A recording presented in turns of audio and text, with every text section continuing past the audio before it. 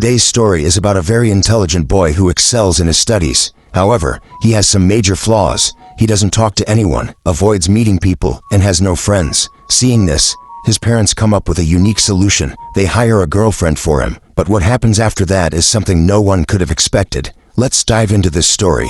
At the beginning of the story, we see a girl named Maddie leaving her house in a hurry. She's rushing because her car is about to be seized by a government employee named Gary. It turns out that before Maddie's mother passed away, she took a loan from the bank to build a house and left it for Maddie. Now Maddie is trying to repay that loan. She works hard during the day as a bartender and drives a cab at night. Gary, who is also one of Maddie's ex-boyfriends, has come to take her car because she couldn't pay the loan installment on time. Maddie tries to stop him, but Gary remains firm. Suddenly, a young man, wearing nothing but underwear, comes out of Maddie's house while exercising. Seeing this, Gary gets jealous. Maddie, trying to handle the situation, quickly tells Gary, "Oh, that's my cousin visiting from Italy." The young man then comes over and starts acting close to Maddie, making Gary even more suspicious. Realizing Maddie is trying to fool him, Gary gets annoyed and drives off with her car. Without her car, Maddie has no way to get around. She decides to go to work on her roller skates instead. Later, while skating, Maddie notices her car parked on the road,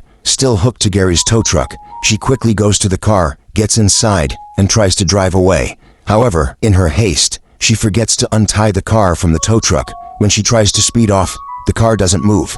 At the same time, Gary comes out of a nearby shop, sees what she's doing, and takes her car back.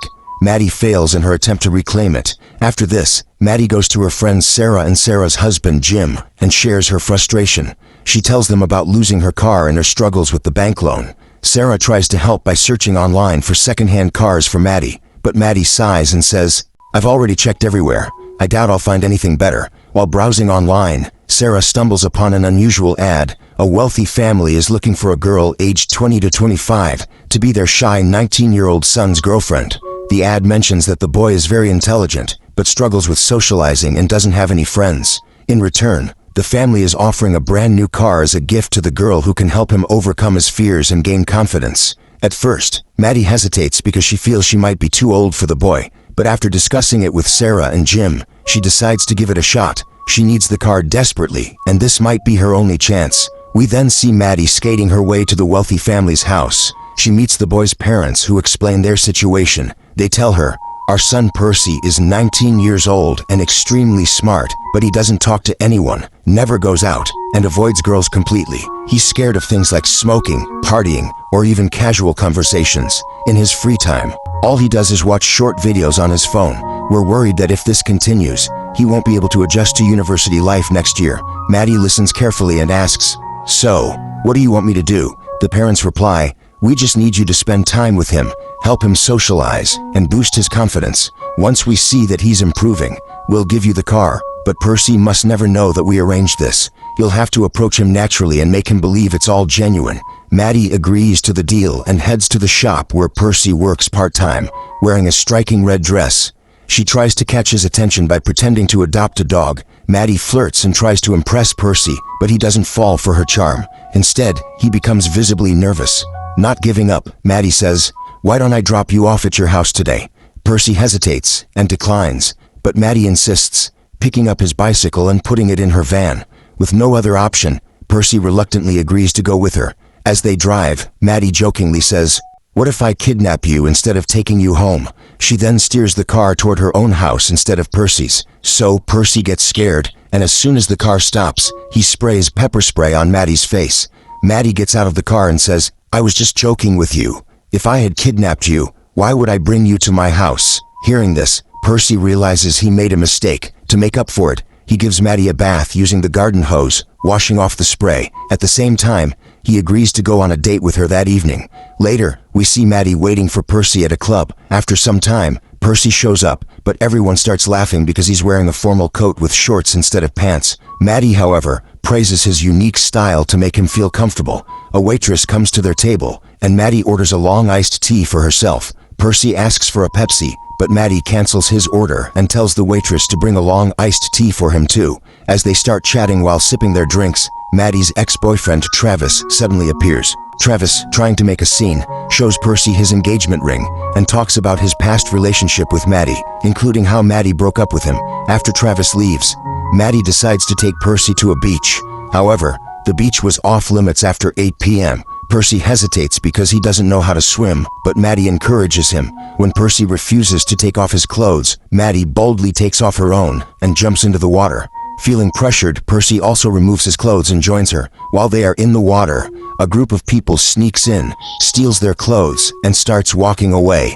Maddie, furious, storms out of the water in the same condition, beats them up, and retrieves their clothes. She goes back into the water and tries to get close to Percy, but Percy, feeling uncomfortable, tells her, "I feel strange doing this. I don't really know you yet." Maddie, annoyed by his response, storms out, sits in her car, and prepares to leave. Percy tries to get in the car, but Maddie refuses. She tosses his clothes out but keeps his phone, forcing Percy to hang onto the car without clothes. Despite this, Maddie drives off, and Percy clings to the car. The situation becomes chaotic when the police notice and start chasing them. To escape, Maddie drives recklessly and narrowly avoids a major accident as a train speeds past them. Later, we see them at Maddie's house. Maddie tries to lighten the mood by playing songs to attract Percy's attention, but he still doesn't fully understand her intentions. Suddenly, Percy starts feeling itchy and notices he has rashes. Maddie helps him by applying medicine. During this time, they start talking, and Percy apologizes to Maddie, saying, "Maybe it's my zodiac sign acting up, but things just didn't work out today. Let's try again tomorrow." Maddie agrees. The next day, Maddie and Percy meet again. They go to various places, have fun, and spend quality time together. Sitting in a quiet spot, they start having a heartfelt conversation. Maddie opens up about her family and how her father never accepted her. Percy listens attentively, and after a while, they share a kiss. While there, they meet Percy's friend Jody. Jody and Maddie chat for a bit, but when Percy steps away, Jody warns Maddie, saying, "What are you doing with him? He's just a kid. I know girls like you. Don't think his parents' money is his. If anything happens to Percy because of you, I won't let it slide." In the next scene, Percy and Maddie dress up and go out for dinner. At Maddie's encouragement, Percy gets on stage, plays the piano, and sings a song. His performance impresses everyone, and they cheer and clap for him. Afterward, Percy's friend Natalie approaches and invites him to a party, saying, "It's going to be so much fun. We'll both be at university soon." Percy excitedly agrees. After Natalie leaves, Percy tells Maddie, "She's such a nice girl. We'll go to the party together, and I'll also get my driving license." Percy, with a smile, tells Maddie, "I'm getting a license so I can drive myself on weekends and come to meet you." It was clear from his expression that Percy was getting deeply attached to Maddie, and Maddie was starting to realize this as well. After dinner, the two leave the restaurant, and in the car, Percy starts drinking. He suddenly confesses to Maddie, "I'm ready for you now. I've fallen in love with you, and I want to get intimate with you."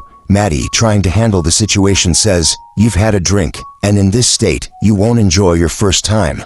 Let's save it for another day." But deep inside, Maddie feels terrible. She remembers the deal she had with Percy's parents, that she's only with him because of an agreement. Percy, unaware of all this, is taking things very seriously, and Maddie begins to feel guilty about playing with his emotions. The next day, Percy confidently tells his parents, "I'm getting my driving license now." His parents are thrilled to hear this, but then Percy adds, "I have a new girlfriend named Maddie, and I don't want a long-distance relationship with her, so I'm not going to the university anymore. I'm grown up now and can make my own decisions." Afterward, Percy takes his dad's car and drives off. Once he's gone, his parents call Maddie and remind her of their deal. They say, "The deal was that you'd get a car for convincing Percy to go to university. You can take the car now, but just make sure he goes." However, Percy overhears their entire conversation through the car's operating system. He feels deeply hurt and realizes Maddie's feelings for him might not have been genuine. Percy invites Maddie to his house, and despite Knowing everything, introduces her to his parents. During dinner, he sarcastically makes fun of Maddie's age and then abruptly leaves the table. Furious, Percy takes that car with the help of his friend and crashes it into a tree. After returning home, Percy storms into his room and asks Maddie to get intimate with him. Maddie agrees, but because it's Percy's first time, it doesn't last long, and he becomes short of breath. Afterward, Percy reveals, "A tree has fallen on your car." Maddie immediately understands that Percy knows the truth about the deal. Percy, filled with anger and disappointment, says, "I thought you really liked me, but I was just a joke to you." Maddie pleads, "No, Percy, you're wrong. I really do like you. The deal was only to save my house, but I genuinely care about you and love you." Despite her explanation, Percy angrily tells Maddie to leave. Maddie returns home, heartbroken. She feels guilty for hurting Percy's emotions, while Percy goes back to his old habits, playing games and watching short videos. One day, Maddie gathers the courage to meet Percy again. She tells him, "Our friendship was real. I'm truly sorry, and I've been cursing myself for what I did to you." Maddie follows him, trying to convince him, but Percy is still angry and refuses to listen. He gets into his car, but Maddie doesn't give up. She stands in front of the car, blocking his way. Maddie pleads, "I just want to talk to you." Percy coldly responds, "I don't care about you anymore. Leave me alone," and starts driving. As Percy drives toward the beach, Maddie clings to the car, shouting for him to stop. The car suddenly veers into the sea, and Maddie falls into the water. Percy immediately stops the car, jumps out and rescues Maddie, pulling her to the shore. Maddie, shivering and emotional, says, "I'm so sorry, Percy." This time, Percy breaks down and hugs Maddie tightly, forgiving her as they both cry. In the final scene, Percy is seen packing his bags and getting ready to leave for university. He bids goodbye to his parents and steps outside. To his surprise, Maddie is standing there with a playful smile, asking, "Does anyone need a cab?" They both laugh, and the story ends on a sweet and happy note, filled with romance and fun. If you enjoyed this story, don't forget to like the video and subscribe to the channel for more funny and heartwarming stories.